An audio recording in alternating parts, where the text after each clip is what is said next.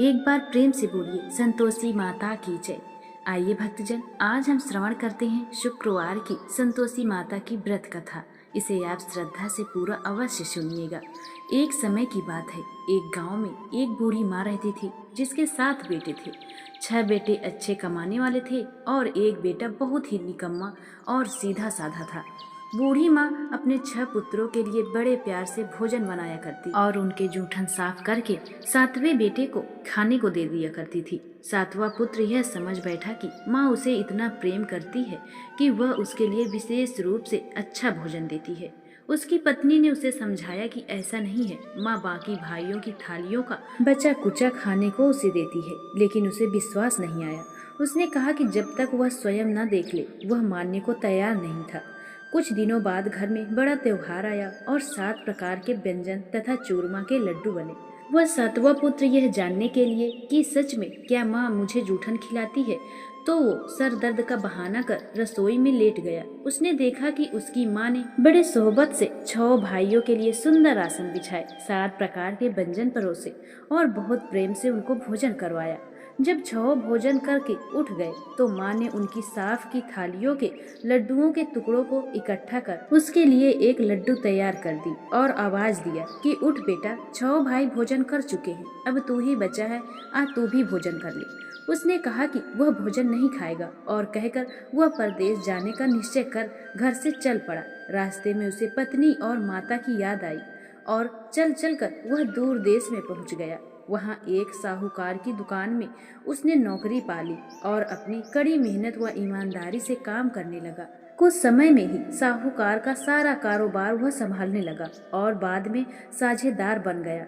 समय के साथ वह बहुत धनवान हो गया।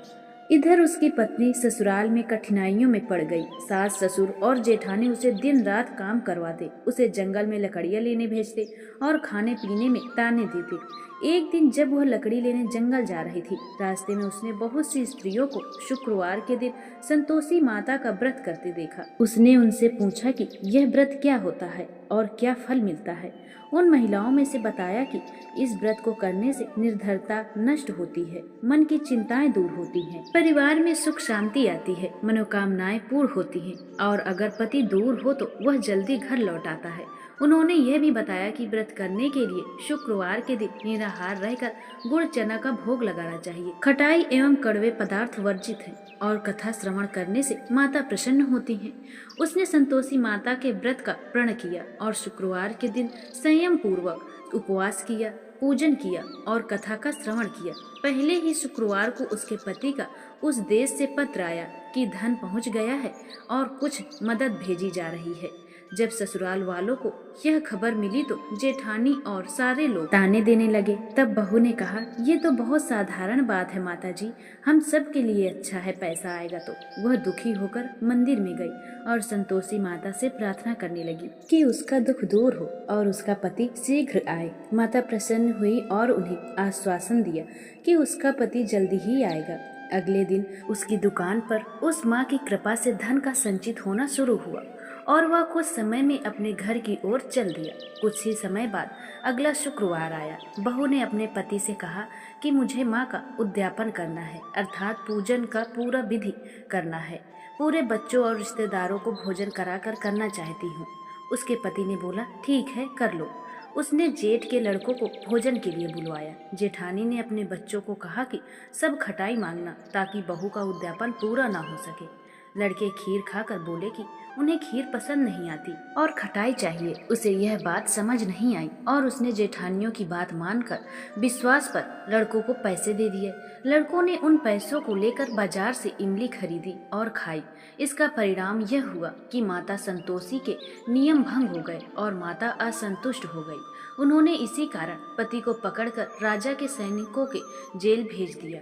यह सब देखकर वह पत्नी रोते रोते संतोषी माता के मंदिर पहुंची और बोली कि उसने सब नियमों का पालन किया था, पर लड़कों की बातों में आकर गलती हो गई।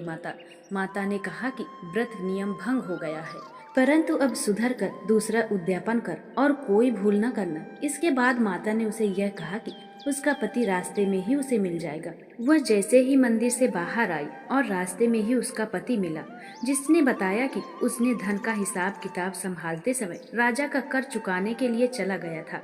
वह प्रसन्न मन में दोनों घर लौटते हुए आए। इसके बाद फिर एक शुक्रवार आया और उसने पुनः उद्यापन का प्रण किया। सब बच्चों को और गरीबों को बुलाकर भोजन कराना चाहती थी। उसने जेठानी के लड़कों को भोज के लिए बुलवाया, पर जेठानी ने फिर बच्चों को प्रोत्साहित किया कि वे सब फिर खटाई मांगेंगे। लड़कों ने खटाई मांगी, परंतु वो इस बार उनको खटाई नहीं दिया, सिर्फ भोजन कराया और जाकर के ब्राह्मण के लड़कों को बुलाकर उन्हें दक्षिणा स्वरूप फल और प्रसाद देने के द्वारा सही पूजा विधि से उद्यापन किया। इससे संतोषी माता अत्यंत प्रसन्न हुई और माता की कृपा से वह एक सुंदर पुत्र प्राप्त की। माता की कृपा से वह प्रतिदिन मंदिर जाती और पूजा करती। एक बार माता स्वयं उसके घर भयंकर रूप धारण करके आई, जिससे उसके सास ससुर और जेठ जेठानी सब डर गए। पर पत्नी ने उन्हें समझाया कि ये वही माता है जिसकी वो पूजा करती है। सभी ने माँ के चरण पकड़कर क्षमा मांगी और संतोषी माता सभी पर प्रसन्न हुई। उसके बाद पूरे परिवार में सुख शांति सम्मान तथा समृद्धि आई और सभी को माता की कृपा प्राप्त हुई। अगर आप चैनल में पहली बार आए हैं तो वीडियो को लाइक करके चैनल को सब्सक्राइब करके कमेंट में जय संतोषी माँ अवश्य लिखें। संतोषी माता आपकी सभी मनोकामनाएं अवश्य पूर्ण करेंगी। जय संतोषी माता की।